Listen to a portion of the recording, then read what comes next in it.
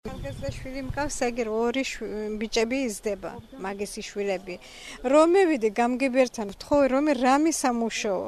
გამგებერმა ხელი მოაწერა და აუცილებლად და გასაქმიანი მის მერე 3 წელიწადი ვილოდები. 800 ადამიანი ვიყავით დასაქმებული რა, ჩვეულებრივად ნორმალურად იყო ყველაფერი და რა მოუხუშტუ რა გეს არ ვიცი, დაგეთეს ეს ის დალუქეს ყველა. დიახ.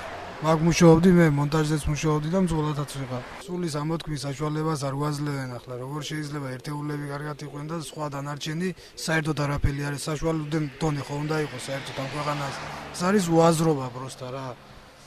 არანაირი გამოსავალს ვერ ხედავ მე.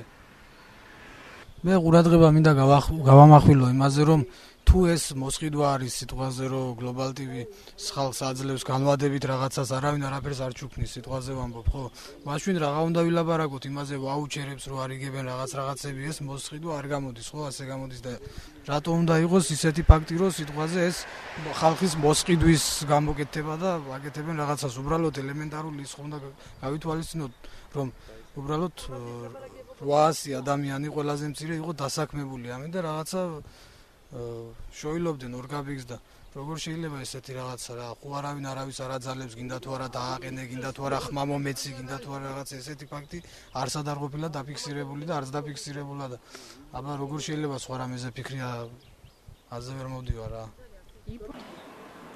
ჩვენი ამოცანა რამდენიმე პრიორიტეტი გვაქვს განსაზღვრული და მიმართულება და მიმართულებით ყველაფერი გეცლება ეს არის დასაქმება რომელიც ჩვენი რა თქმა უნდა კომპეტენციის ფარგლებში არის ადგილობრივი თვითმმართველობის ამოცანა და ამისთვის მუნიციპალიტეტი ყველაფერს აკეთებს